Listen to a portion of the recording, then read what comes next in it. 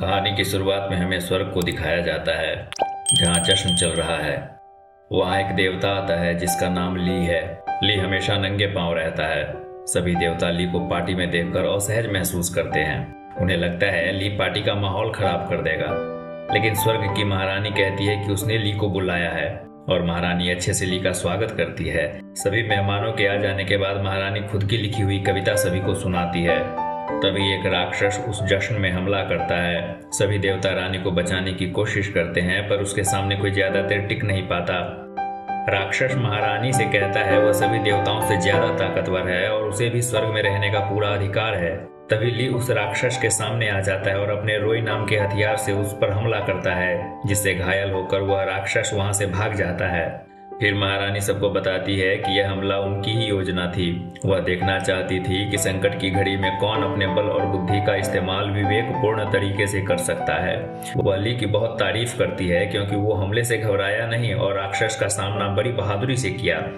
महारानी खुश होकर ली को एक तोहफा देती है और जश्न फिर से शुरू हो जाता है। जश्न खत्म होने के बाद ली वापस जा रहा होता है। उसे महसूस होता है कि कोई उसका पीछा कर रहा है। वह फिर अपना हथियार रोई निकालता है और उससे हमला करता है, पर वहां कोई दिखता नहीं।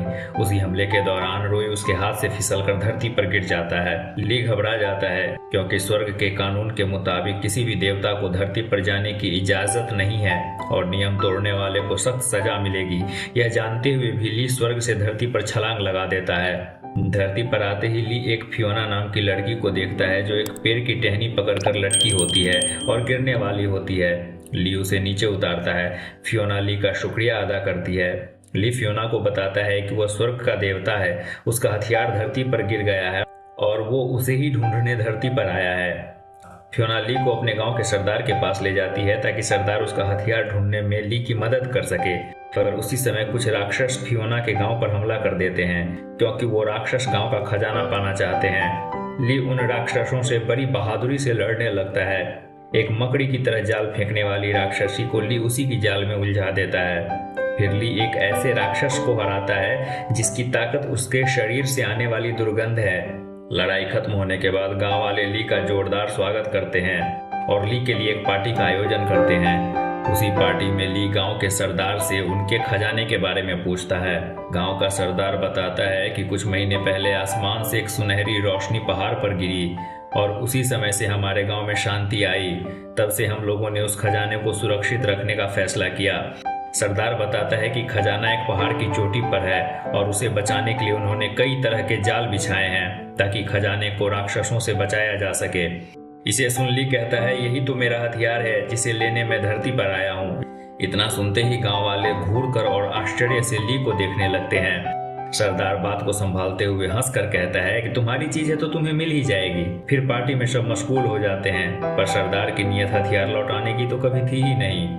कुछ देर बाद ली अपने आप को खंभे से बंधा हुआ पाता है। उसे गांव वालों ने ही बांध दिया था। ली अपने आप को अपनी शक्तियों का इस्तेमाल करके आजाद करवाना चाहता है, पर उसकी शक्तियां कमजोर पड़ गई हैं। दरअसल गांव वालों ने उसके शराब में एक खास तरह का पोषण मिला दिया था जिससे किसी भी राक्षस या देवता की शक्तियों को कमजोर किया जा सकता है। अब गांव वाले ली पर बिजली गिराने के लिए जोर जोर से मंत्र पढ़ने लगते हैं, लेकिन तभी आसमान से आग का गोला गिरता है जिससे गांव वालों के कई घर जल जाते हैं। जब गांव वाले अपने घर को बचाने के लिए भागते हैं तभी फियोना ली के पास आती है और कहती है कि अगर ली गांव को राक्षसों से बचाएगा तो वो ली का हथियार ढूंढने में उसकी मदद करेगी। ली तुरंत मान जाता है। फियोना उसे जंजीरों से आजाद करवा देती है। इसके बाद दोनों उस पहाड़ी की तरफ भागते हैं जिसे गांव के कुछ लोग देख लेते हैं और उन दोनों का पीछा करते हैं। पर जब गांव वाले उसे पहाड़ी के रास्ते पर जाता हुआ देखते हैं तो उनका पीछा करना छोड़ देते हैं। गांव वाले कहते हैं उस पहाड़ी पर उनके बिछाए हुए जाल से कोई जिंदा बचकर वापस नहीं आ सकता। उधर पहाड़ी पर जब ली और फियोना पहुंचते हैं तब ली अपने शक्तियों से छुपे हुए जाल का पता लगाता है और उसे तोड़कर आगे बढ़ता है, पर वह एक दलदल में फंस जाता है और उसमें धंसने लगता है। फिर फियोना उसे दलदल से बचाती है। काफी देर चलते हुए वे दोनों थक जाते हैं और एक नदी किनारे बैठ जाते हैं।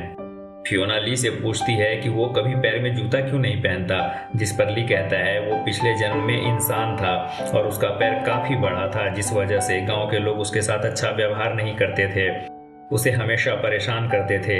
एक दिन लिंडा नाम की एक छोटी सी बच्ची ली के पास आती है। दोनों साथ में खेलते हैं और अच्छे दोस्त बन जाते हैं। एक दिन लिंडा ली के साथ खेल रही थी, तभी वो अचानक बहुत बीमार हो जाती है। लिंडा के माता पिता इसका जिम्मेदार ली को मानते हैं और लिंडा को वहां से ले जाते हैं। एक दिन ली लिंडा के लिए खिलौने बना रहा था, तभी उसे महसूस होता है कि भूकंप आने वाला है। वह दौड़कर लिंडा के घर जाता है और लिंडा को उठाकर बाहर भागता है। गांव के लोगों को लगता है कि ली ने उस बच्ची को अगवा किया है, इसलिए गांव वाले ली को पकड़कर इतना मारते हैं कि वहीं उसकी मौत हो जाती है। मौत के बाद ली स्वर्ग पहुंचता है। स्वर्ग की महारानी ली की अच्छाई देखकर उसके पैर को नॉर्मल इंसानों जैसा बना देती है और उसे देवता बना देती है। पर ली देवता बनने के बाद भी जूता नहीं पहनता। अब उसे नंगे पांव रहने की आदत हो गई है। ली की कहानी सुनने के बाद अब फियोना और ली एक गुफा में पहुंचते हैं, जहां कई सारे जाल गांव वालों ने बिछाए हुए हैं। पर ली की शक्तियों की मदद से वे आसानी से सभी जाल को पार कर लेते हैं। अब वे दोनों एक लकड़ी के पुल के पास पहुंचते हैं। ली जैसे ही पुल पर कदम रखता है, एक जोरदार धक्का उसे लगता है जो उसे पीछे धकेल देता है। दरअसल उस पुल पर बहुत सारे अभिमंत्रित घंटियां टंगी थी, जिस वजह से कोई भी देवता या राक्षस उस पुल को पार नहीं कर सकता। फियोना पुल पर जाती है और एक एक करके सारे घंटियों को खोलने लगती है। तभी पुल का एक पटरी टूट जाता है और फियोना पुल से लटक जाती है। किसी तरह वह खुद को संभालती है और वापस ऊपर आती है। फियोना अब सारे घंटियों को खोल देती है, जिस वजह से ली भी आसानी से पुल पार कर लेता है। अब दोनों उस जगह पहुंचते हैं जहां से सुनहरी रोशनी प्रकाशित हो रही थी। इसे देखकर ली को पूरा यकीन हो जाता है कि ये उसका हथियार रोई ही है। पर जैसे ही ली उस चीज को उठाता है, उसकी रोशनी गायब हो जाती है और ली देखता है यह तो एक अंडा है। ली को बहुत गुस्सा आता है। उसी वक्त वहां कुछ राक्षस भी पहुंच जाते हैं। उन्हें भी वो अंडा चाहिए होता है। चूंकि अंडा ली के किसी काम का नहीं होता, इसलिए ली अंडा राक्षसों को दे देता है। राक्षस अंडा लेकर वहां से भाग जाते हैं। यह देखकर फियोना बहुत दुखी हो जाती है, क्योंकि ये चीज उसके गांव के लिए बेशकीमती था। फियोना ली से उस अंडे को बचाने के लिए मदद मांगती है, पर ली उसे अकेला राक्षसों से लड़ने के लिए छोड़कर चला जाता है। अब ली जैसे ही गांव पहुंचता है, गांव वाले उसे एक तिलिस्मी जाल में फंसाकर कैद कर लेते हैं और उसे वापस खंभे से बांध देते हैं। गांव वाले फिर से ली पर बिजली गिराने के लिए मंत्र पढ़ने लगते हैं। ली पर बहुत सारी बिजलियां गिरती हैं, पर उसका बाल भी बांका नहीं होता। गांव के लोगों को यकीन हो जाता है कि यह एक देवता ही है। सारे गांव वाले उसके सामने झुक जाते हैं। तभी एक गांव की बूढ़ी औरत कहती है, रुको, ये इस इज्जत के लायक नहीं। अपने हथियार के लिए इसने गांव वालों को राक्षसों के हाथों मरने के लिए छोड़कर चला गया। ली को फियोना का ख्याल आता है कि उसे तो वो अकेला छोड़ आया है पहाड़ पर राक्षसों से खजाना वापस लाने के लिए। दूसरी तरफ राक्षस उस अंडे को देखकर हैरान परेशान हो रहे थे कि आखिर इसमें है क्या। राक्षस एक मुर्गी राक्षस को अंडे पर बैठने के लिए कहता है, ताकि उसमें जो भी है कुछ दिनों के बाद बाहर आ जाए। फियोना एक बिल्ली राक्षस का रूप बनाकर राक्षसों के अड्डे पर पहुंच जाती है और बड़ी आसानी से राक्षसों को फुद्दू बनाकर अंडा ले लेती है। अब वो अंडा लेकर जैसे ही वहां से भागती है, राक्षसों को पता चल जाता है कि यह तो एक इंसान है। राक्षस उसे पकड़ लेते हैं। अब राक्षस फियोना को मारने के लिए जैसे ही तलवार उठाते हैं, ली वहां पहुंच जाता है और राक्षसों को बहुत पीटता है और वहां से फियोना और गांव वालों का खजाना लेकर दोनों निकल जाते हैं। गांव पहुंचकर ली खजाना वापस सरदार को दे देता है। अब गांव के लोग उस अंडा को खोलने के लिए पूजा करते हैं और जब वो अंडा खुलता है तो उसमें से एक भयानक राक्षस प्रकट होता है। उस राक्षस का नाम छिंग नियाओ है। ये वही राक्षस है जिसे स्वर्ग में ली ने हराया था। नियाओ बताता है वह एक लौता राक्षस था जो स्वर्ग में रहता था। बाकी के देवता उसे बहुत परेशान करते थे, जिस वजह से उसने स्वर्ग के जश्न में हमला किया था। लेकिन जब ली ने रोई से उस पर हमला किया तो वह धरती पर आ गिरा और अंडे में बदल गया। जब गांव वालों को यह अंडा मिला तो उन्हें लगा कि यह अंडा उनकी रक्षा करेगा और उस अंडे को गांव वालों ने संभाल कर रख दिया। अब नियाओ ली पर हमला कर उसे दूर फेंक देता है और गांव को तहस नहस करना शुरू कर देता है। ली फिर से उठकर नियाओ का सामना करता है, पर वह फिर से घायल होकर गिर जाता है।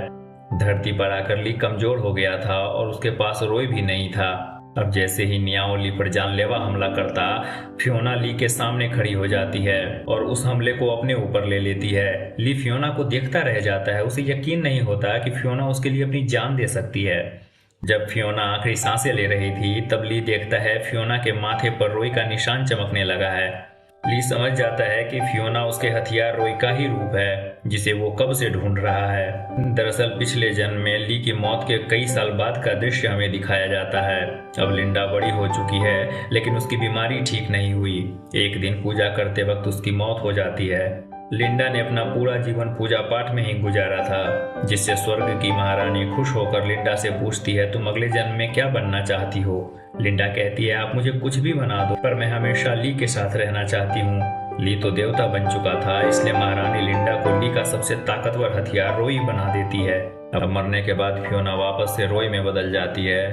नियाओ और ली में फिर से भीषण युद्ध शुरू होता है, पर अब की बार ली के पास रोई है जिसके वार से नियाओ को वो हरा देता है। युद्ध के बाद आसमान में स्वर्ग की महारानी बाकी के देवता के साथ प्रकट होती है। वह ली को उसके गुस्ताखी के लिए सजा देना चाहती है क्योंकि ली बिना महारानी की आज्ञा के धरती पर आ गया था। ली सजा भुगतने को तैयार है, पर गांव वाले महारानी से काफी मिन्नतें करते हैं कि वो ली को माफ कर दे। गांव वाले महारानी को पूरी बात बताते हैं कि कैसे ली ने राक्षसों से उनकी रक्षा की। महारानी मान जाती है और ली को माफ कर देती है, पर जब महारानी नियाओ को सजा देना चाहती है तब ली महारानी से निवेदन करता है कि वो नियाओ को माफ कर दे और उसे एक और मौका दे। महारानी नियाओ को भी माफ कर देती है। तब जाकर नियाओ की जान में जान आती है। ली कुछ और दिन वहां रहने का फैसला करता है ताकि गांव वालों को राक्षस परेशान ना करे। इसी हैप्पी एंडिंग के साथ यह फिल्म यहीं खत्म हो जाती है।